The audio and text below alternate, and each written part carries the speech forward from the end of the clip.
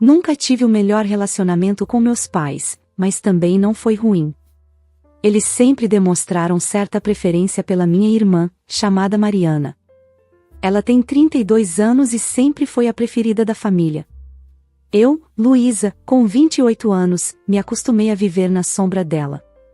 Enquanto crescia, Mariana sempre tinha os celulares mais novos, roupas melhores e toda a atenção dos nossos pais, enquanto eu ficava com as roupas usadas e comecei a trabalhar em empregos de meio período desde os 16 anos para poder comprar o que queria. Nunca reclamei muito, pois entendia que meus pais só eram obrigados a fornecer o básico, e eu sentia orgulho de ser independente. A surpresa veio 3 anos atrás, quando Mariana se casou, e nossos pais deram a ela e ao marido um presente de casamento de 400 mil.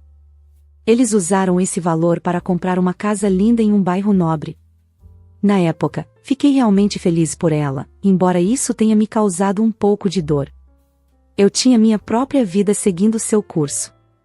Estava indo bem como engenheira de software, tinha economizado uma quantia razoável de dinheiro e estava namorando Caio, que mais tarde se tornaria meu marido. Embora meus pais nunca tivessem me dado nada parecido com o que deram a Mariana, eu não me preocupava com isso, pois imaginava que minha hora chegaria. No ano passado, Caio me pediu em casamento, e fiquei nas nuvens. Estávamos juntos há anos, e ele era tudo o que eu esperava de um parceiro. Planejamos um casamento modesto, nada extravagante, pois queríamos economizar para o futuro. Nenhum de nós queria gastar todas as nossas economias em um único dia, mesmo sendo um momento especial. Definimos um orçamento de cerca de 36 mil, o que parecia razoável para o tipo de celebração que queríamos, elegante, mas sem exageros. Para minha surpresa, meus pais se ofereceram para pagar por todo o casamento.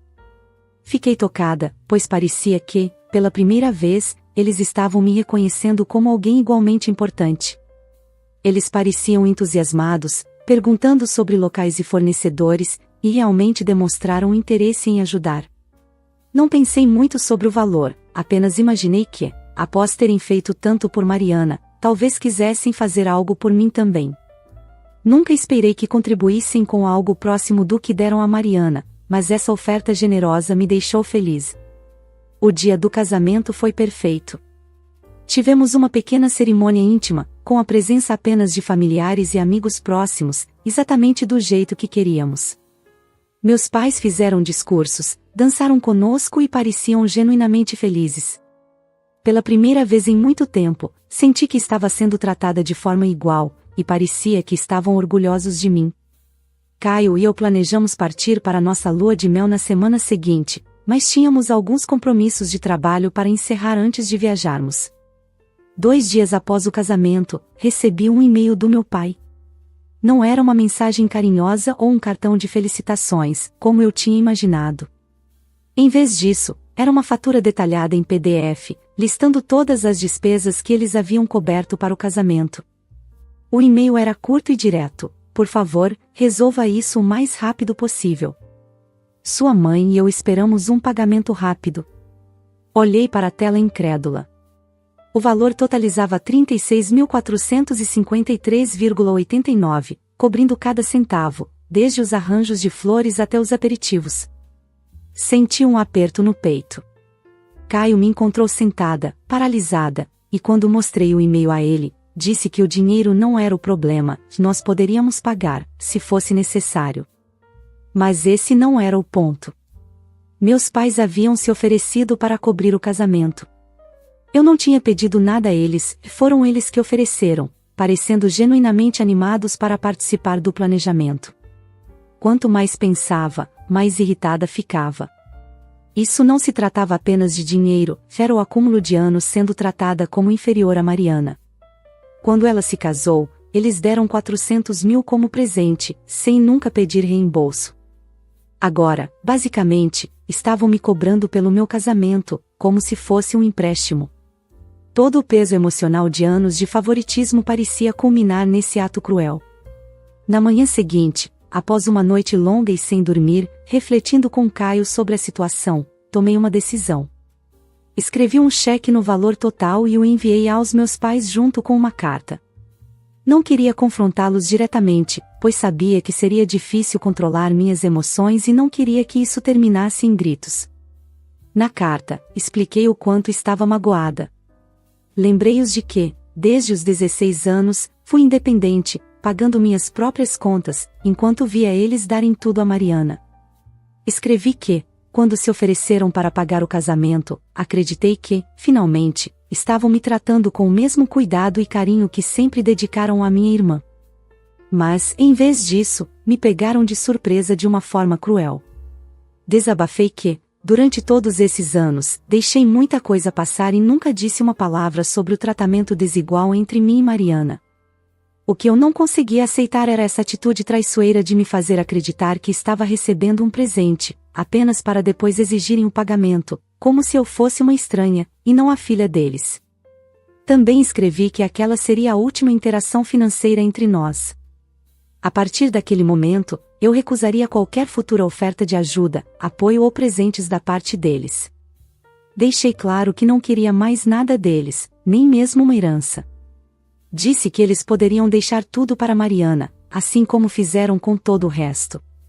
Enviei o cheque e a carta pelo correio e bloqueei os números deles. Eu precisava de espaço. Caio apoiou minha decisão, e senti uma sensação de alívio ao enviar tudo. Porém, depois disso, veio o silêncio absoluto. Dias se passaram sem nenhum contato deles, o que só aumentou minha frustração. Em seguida, as mensagens da família começaram a chegar. Tias, tios e amigos distantes ligavam e mandavam mensagens me acusando de ser ingrata e dramática. Diziam que meus pais haviam feito muito por mim e que eu estava exagerando. Mariana me ligou gritando, acusando-me de destruir a família. Ela disse que eu deveria ter pago a fatura sem questionar, como se isso fosse o natural. Essa era a atitude típica de Mariana, ela sempre fica do lado deles, e por que não ficaria? Eu não respondi a ninguém. Por um lado, sinto que fiz o que era certo. Depois de anos sendo tratada como inferior, aquilo era gota d'água. Eu queria me defender. Por outro lado, fico me perguntando se estou exagerando, se estou sendo sensível demais. Será que foi ingênuo da minha parte esperar que eles tratassem o dinheiro que investiram no meu casamento como um presente, assim como fizeram com o de Mariana? Talvez eu devesse apenas ter engolido o orgulho, pago a fatura e seguido em frente com Caio. A família de Caio tem sido um grande apoio durante todo esse tempo. Os pais dele ficaram horrorizados ao saber o que os meus pais haviam feito e têm nos checado todos os dias. No entanto, as mensagens constantes do meu lado da família começaram a me desgastar. Comecei a questionar se fiz a coisa certa. Será que lidei com isso da maneira errada? Deveria ter tentado conversar com meus pais antes de cortar contato? Ou será que finalmente tracei uma linha, depois de anos me sentindo desvalorizada em comparação a Mariana? Agora, me sinto realmente dividida e não sei se estou errada. Uma parte de mim acredita que eu tinha todo o direito de me sentir chateada e me defender, mas outra parte se pergunta se criei uma fenda irreparável na família. Talvez eu devesse ter lidado com a situação de forma diferente. Desde minha última decisão, as coisas só pioraram. Eu nunca imaginei que o simples ato de enviar aquele cheque e a carta desencadearia uma reação em cadeia, mas aqui estou. Ontem de manhã, acordei com um e-mail da minha mãe, que escapou porque ela usou o e-mail do trabalho, o único que eu ainda não havia bloqueado. A mensagem era longa e repleta de justificativas. Ela explicou que a fatura que enviaram não era para ser levada a sério e que nunca tiveram a intenção de descontar o cheque. Segundo ela, tudo fazia parte de uma lição de vida sobre responsabilidade financeira para testar minha reação. Assim que acreditassem que eu havia aprendido a lição, planejavam rasgar o cheque e me surpreender com 100 mil como presente de casamento. Eu não conseguia acreditar no que estava lendo. Uma lição de vida? Que tipo de pais enganam uma filha adulta dessa forma? Após ler isso, ficou ainda mais claro para mim que não se tratava de amor ou justiça, mas sim de controle. Queriam ver se eu me imporia ou se obedeceria cegamente. Aquilo me pareceu manipulador e cruel. Sem hesitar, fui ao banco e depositei um novo cheque, já que minha mãe havia rasgado o que enviei na carta. Eu não queria ficar devendo nada para meus pais. Não iria permitir que comprometessem minha paz com essa suposta lição. Queria que o valor fosse realmente descontado, para que sentissem o peso das próprias ações. Em resposta ao e-mail da minha mãe, enviei uma mensagem curta e direta, agradecendo por confirmar que tudo havia sido um teste intencional, e não um simples mal-entendido. Depois de enviar a mensagem, bloqueei o e-mail de trabalho dela também. Eu sabia que tentariam entrar em contato novamente, mas eu não estava interessada em mais jogos ou lições. Mais tarde naquela noite, a situação piorou ainda mais. Mariana apareceu no meu apartamento sem avisar e começou a bater forte na minha porta, gritando meu nome. No início, não respondi, esperando que ela desistisse e fosse embora, mas isso não aconteceu. Em vez disso, ela começou a gritar, dizendo que eu estava sendo infantil e que estava tornando a situação maior do que precisava ser. Ela afirmou que nossos pais estavam apenas tentando me ensinar responsabilidade, preocupados com meus hábitos financeiros. Ouvir isso vindo de Mariana, de todas as pessoas, fez meu sangue ferver. Aquela era a mesma mulher que nunca pagou a própria conta de telefone, nunca trabalhou um dia na vida sem o apoio dos meus pais, e ainda assim, ela teve a audácia de me dar um sermão sobre responsabilidade financeira. Enquanto ela falava, silenciosamente comecei a gravar tudo no meu celular. Não sabia ao certo o que poderia acontecer a seguir, mas queria ter uma prova caso as coisas piorassem. Mariana continuou falando sobre como eu estava destruindo a família por algo tão trivial e que deveria simplesmente me desculpar com nossos pais e seguir em frente. Disse que eles nunca quiseram me machucar e que sempre fizeram o melhor por nós duas. Insistiu que eu estava exagerando e que toda essa situação era minha culpa. Permaneci em silêncio, sem abrir a porta, apenas ouvindo e fervendo de raiva.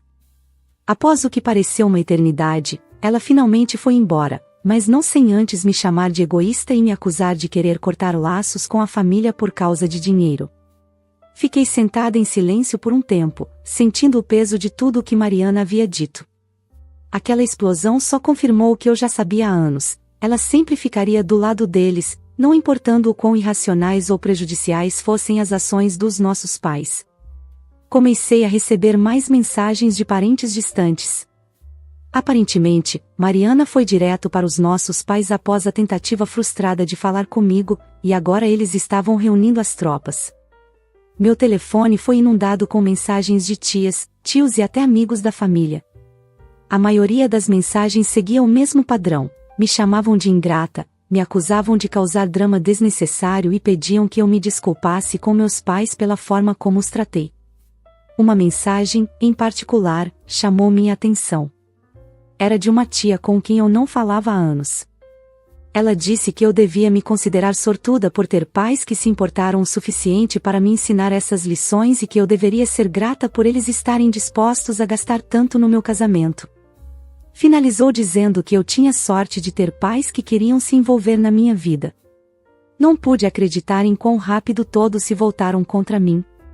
Era como se todos tivessem decidido que meus pais estavam certos apenas porque eram eles que tinham dinheiro e poder. Ninguém parecia se importar com a manipulação emocional ou com os anos de favoritismo que me trouxeram até esse ponto. Tudo o que eles viam era que eu estava rejeitando a suposta generosidade dos meus pais, e isso foi suficiente para que ficassem ao lado deles contra mim. Caio estava cada vez mais preocupado com o quanto essa situação estava me afetando. Ele me sugeriu várias vezes dar um tempo nas redes sociais e desligar o telefone para ter um pouco de paz. Tentou me tranquilizar, dizendo que eu não estava errada, e me lembrou de todas as vezes em que meus pais demonstraram favoritismo por Mariana e usaram o dinheiro como forma de controle sobre nós. A parte mais frustrante era que eu não obtinha nenhuma resposta direta dos meus pais. Eles não tentavam se explicar, e parecia que acreditavam na própria narrativa de serem pais incompreendidos que só queriam ajudar, enquanto eu era vista como a filha ingrata que exagerava tudo. Comecei a me perguntar se deveria ter lidado com isso de outra forma. Talvez, em vez de enviar aquela carta e bloqueá-los, eu deveria ter tentado conversar com eles. Mas eu sabia como essas conversas terminavam. Eles distorciam tudo até que eu acabasse pedindo desculpas por estar magoada. Era um ciclo que se repetia há anos, e eu não tinha certeza se ainda tinha energia para passar por isso de novo. Por enquanto, estou tentando me concentrar na vida que Caio e eu estamos construindo juntos. Não há muito que possamos fazer além de esperar que, com o tempo, as coisas melhorem. As coisas tomaram uma reviravolta inesperada alguns dias após a visita de Mariana. Recebi uma ligação do irmão do meu pai, meu tio, com quem não falava há anos. Sinceramente, eu não sabia o que esperar dessa ligação. Ele nunca foi próximo da família, então imaginei que estivesse entrando em contato para me convencer a fazer as pazes com meus pais, como todo mundo estava fazendo. No entanto, o que ele me contou me surpreendeu e colocou tudo em perspectiva de uma forma que eu nunca havia considerado. Ele começou dizendo que tinha ouvido sobre o que estava acontecendo por meio de boatos familiares e se sentiu compelido a me procurar porque, aparentemente, essa não era a primeira vez que meus pais agiam dessa forma. 20 anos atrás, algo semelhante aconteceu entre ele e meus avós, os pais do meu pai. Meu tio contou que se recusou a ceder às táticas de manipulação deles, e como consequência, eles mancharam sua imagem na família, acusando-o de tentar roubá-los e de ser ingrato por tudo que haviam feito por ele. Na época, meu pai não o apoiou, na verdade, ficou do lado dos meus avós, o que levou a uma ruptura entre os irmãos, uma ferida que nunca cicatrizou completamente. Meu tio compartilhou que sempre se sentiu abandonado pelo meu pai, e levou anos para aceitar a maneira como a família reagiu. Enquanto ele contava essa história, parecia que eu estava ouvindo minha própria experiência, mas em um contexto diferente. Meus avós haviam usado dinheiro e manipulação para controlar meu tio, assim como meus pais estavam tentando fazer comigo agora. Quanto mais ele falava, mais tudo começava a fazer sentido. Meus pais não estavam apenas agindo de maneira atípica, eles estavam repetindo um padrão que havia sido estabelecido muito antes de eu nascer. Esse comportamento foi algo que aprenderam com os próprios pais.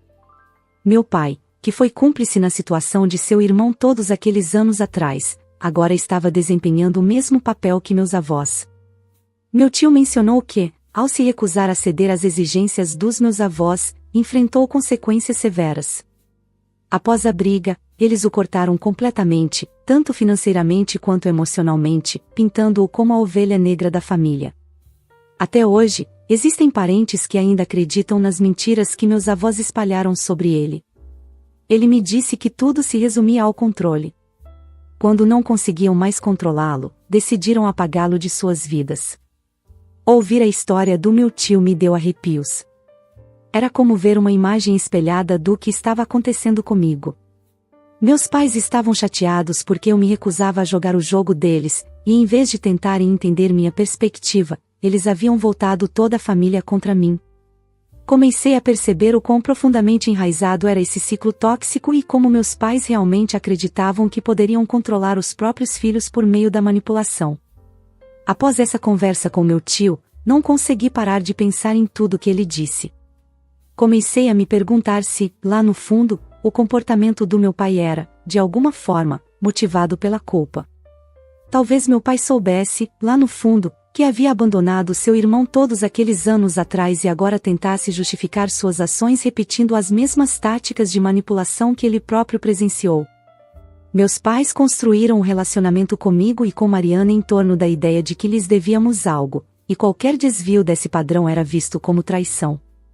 No entanto, quanto mais pensava sobre isso, mais claro ficava que a situação não era realmente sobre mim, tudo estava relacionado aos problemas não resolvidos deles e à dinâmica disfuncional que aprenderam com os próprios pais. Nos dias seguintes, continuei recebendo mensagens de familiares. Ficava evidente que Mariana estava se esforçando para reunir a família contra mim. Um dos meus primos, com quem sempre fui próximo, me enviou uma longa mensagem dizendo que eu estava sendo egoísta e desrespeitosa por não valorizar tudo o que meus pais haviam feito por mim. Ele disse que ainda havia tempo para consertar as coisas, mas que eu precisaria me humilhar e pedir desculpas antes que fosse tarde demais. A mensagem estava repleta da mesma retórica que todos os outros estavam usando, e era exaustivo ler aquilo. Percebi que fui criada em uma família onde o amor era condicional. Tudo vinha com condições, fosse ajuda financeira, apoio emocional ou até mesmo algo simples, como celebrar um evento importante da vida, como um casamento. Agora que eu havia me recusado a seguir as regras deles, estava sendo cortada e isolada, exatamente como aconteceu com meu tio. Caio tem sido meu apoio durante todo esse processo. Depois do telefonema do meu tio, sentamos juntos e tivemos uma longa conversa sobre o futuro. Ele me disse que, aconteça o que acontecer, vamos superar isso juntos, e que eu não devo nada a ninguém, nem aos meus pais, nem a Mariana, e muito menos aos familiares que, de repente, se tornaram psicólogos de poltrona.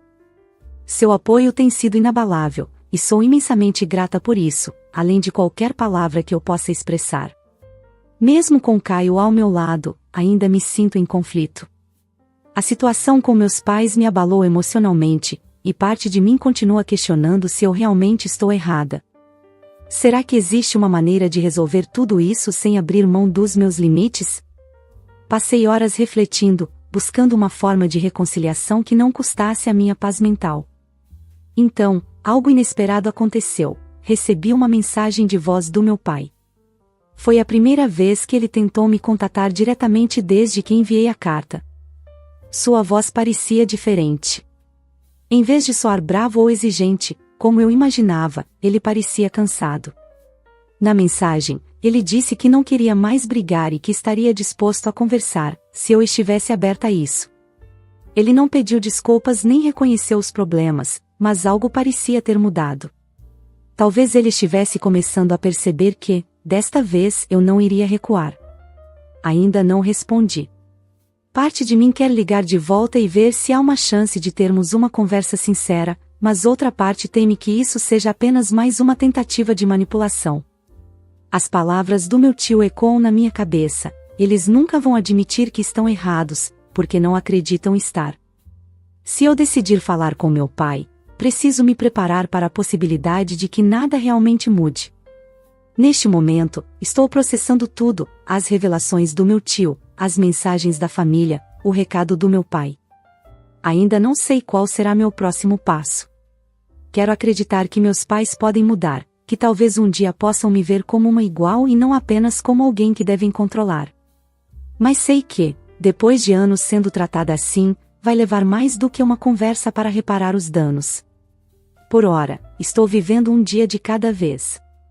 Caio e eu estamos focados em construir uma vida juntos, tentando criar algo saudável e livre dos padrões tóxicos que vimos em nossas famílias. Mas, mesmo assim, a dúvida permanece: estou fazendo a coisa certa ao me manter firme, ou estou afastando a única família que já conheci? Ainda não tenho uma resposta clara, e me sinto como se estivesse no mesmo barco de sempre, mas talvez isso esteja tudo bem. Vou manter vocês atualizados conforme as coisas progridem, mas, por enquanto, estou apenas tentando lidar com tudo da melhor forma possível. Pessoal, gostaria de agradecer pelos comentários que fizeram sobre a minha história. Quando compartilhei minha situação pela primeira vez, eu realmente não sabia aonde tudo isso me levaria ou qual seria meu próximo passo. Porém, depois de ler os comentários de vocês e refletir muito sobre o que aconteceu, cheguei a algumas conclusões importantes. Percebi, com a ajuda de muitos de vocês, que passei anos tentando manter uma relação boa com meus pais, fingindo que tudo estava normal. A verdade é que finalmente aceitei que está tudo bem se as coisas nunca voltarem ao que chamamos de normal, até porque nem sei ao certo o que normal significa para nós. Sempre houve uma dinâmica complicada entre nós, e passei muito tempo tentando ignorar isso. Agora, percebo que posso abandonar a ideia de que um dia as coisas serão do jeito que eu gostaria. Vocês também me ajudaram a ver que talvez eu tenha sido complacente demais ao acreditar que a culpa poderia motivar uma mudança no comportamento do meu pai. Ao olhar para trás, vejo que me apeguei à esperança de que, talvez, ele pudesse agir diferente por se sentir arrependido. Vocês têm razão, isso não justifica suas ações nem apaga os anos de manipulação, favoritismo e controle emocional. Por mais que ele possa sentir culpa, isso não repara o dano, e não significa que eu deva deixá-lo escapar das consequências. Percebi que o que preciso é de encerramento. Preciso encerrar esse capítulo da minha vida, com ou sem reconciliação. Por isso, decidi encontrar meu pai. Senti que era algo que precisava fazer para pôr um ponto final nessa história, por mim e não por eles. Quando o encontrei, ficou claro que ele não era mais o mesmo homem que eu cresci temendo. Parecia desgastado, quase derrotado, e pela primeira vez, parecia sinceramente arrependido. Ele não usou exatamente as palavras "sinto muito", mas se desculpou pela forma como tudo aconteceu no casamento e pelo tratamento que ele, minha mãe e Mariana me deram. Chegou a mencionar que conversou com alguns parentes e pediu para que parassem de me incomodar, o que foi um pequeno alívio. Então, ele fez algo inesperado. Tentou devolver o dinheiro do casamento. Ele disse que ele e minha mãe haviam conversado e queriam consertar as coisas. Mas, desta vez, eu estava preparada. Eu disse a ele, da forma mais clara que pude, que não aceitaria o dinheiro de volta. Expliquei que não era apenas sobre o valor, era sobre tudo o que aconteceu ao longo dos anos, sobre a maneira como sempre fui tratada como inferior e sobre o preço emocional que isso me cobrou. Deixar o cheque comigo não consertaria isso, porque não se tratava de uma simples transação financeira. Vi sua frustração quando recusei, era como se ele não soubesse mais o que me oferecer. Para ele, devolver o dinheiro talvez fosse uma forma de pedir desculpas, mas isso não abordava os problemas profundos que se acumularam por anos. Ele não entendia que o dano não podia ser desfeito com um cheque.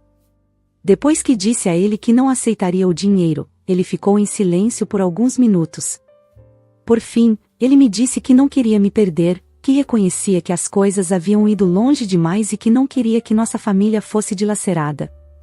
Parecia estar tentando ser sincero, mas mesmo naquele momento eu percebi que não buscava uma reconciliação do jeito que ele imaginava. Eu não estava interessada em voltar ao que éramos ou fingir que tudo ficaria bem como num passe de mágica. Eu precisava de espaço, uma verdadeira pausa da dinâmica tóxica que definiu nosso relacionamento por tanto tempo. Disse a ele que precisava de um tempo longe da família e que, embora esse encontro fosse importante, ele não mudava muito as coisas. Expliquei que ainda não estava pronta para simplesmente perdoar e esquecer e que precisava de tempo para me curar. Para minha surpresa, ele não discutiu comigo, apenas assentiu e disse que entendia. Ele não tentou me convencer a voltar ou me acusar de exagero, como tantas vezes fez no passado. De certa forma, isso foi mais um pedido de desculpas do que qualquer palavra que ele poderia ter dito. Ao sair da reunião, senti uma estranha mistura de emoções. Eu não estava com raiva, mas também não me sentia aliviada. Acho que entrei nisso esperando algum tipo de encerramento, mas percebi que o encerramento não é tão simples ou claro como gostaríamos. Não houve uma resolução final, nem uma reconciliação dramática. Apenas disse o que precisava dizer, e agora cabe a mim seguir em frente. Desde então, tomei algumas medidas para proteger minha paz. Bloqueei mais alguns membros da família que ainda estavam me assediando sobre a situação, e Caio e eu estamos focados em construir nossa vida juntos, sem o peso constante do drama familiar. Finalmente tenho espaço para respirar, o que é bom, mas ainda há uma parte de mim que se sente em conflito. Sei que tomei a decisão certa ao me posicionar, mas isso não significa que seja fácil. Há dias em que me pergunto se poderia ter lidado com as coisas de forma diferente ou se deveria ter dado uma chance extra aos meus pais. Mas então lembro dos anos em que me senti como se nunca fosse o suficiente e lembro a mim mesma que mereço algo melhor. Mariana, como esperado, não tentou entrar em contato desde o encontro com meu pai. Suspeito que ela ainda esteja chateada com tudo o que aconteceu, mas não estou interessada em consertar nosso relacionamento agora. Ela deixou claro onde estão suas lealdades, e eu aceitei que nosso vínculo nunca será o que poderia ter sido. Estou bem com isso.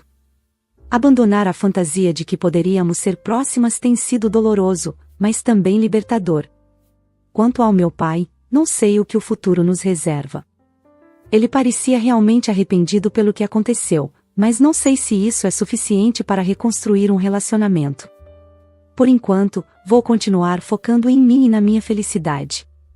Se há algo que tirei de toda essa experiência, é que mereço me colocar em primeiro lugar, e é exatamente o que farei. Então, é aqui que as coisas estão agora. Não é o final feliz que eu esperava, mas talvez seja o final de que eu precisava. E às vezes, isso é o suficiente. Agradeço imensamente a todos que acompanharam e ofereceram apoio, vocês me ajudaram mais do que posso expressar. Essa foi uma história bem intensa. Os pais e a irmã da protagonista mostraram atitudes egoístas e controladoras, demonstrando um claro favoritismo pela irmã. Isso gerou anos de mágoa e criou um ambiente emocionalmente desgastante para a protagonista. Mesmo que o pai tenha tomado a iniciativa de uma reconciliação, ainda é evidente que ele não compreende totalmente o impacto das suas ações. Meu conselho para a protagonista é que siga no seu próprio ritmo, sem pressa para perdoar. Se o pai realmente deseja uma reconciliação, ele vai respeitar o espaço dela e demonstrar arrependimento de forma consistente. Ela deve focar em sua paz e bem-estar, permitindo que o perdão aconteça naturalmente, se e quando ela estiver pronta. E você, o que acha que a protagonista deve fazer? Deixe sua opinião nos comentários. Obrigada por acompanhar mais um relato aqui no Recanto das Histórias. Não se esqueça de curtir, se inscrever no canal e ativar o sininho para receber notificações dos próximos vídeos. Até a próxima!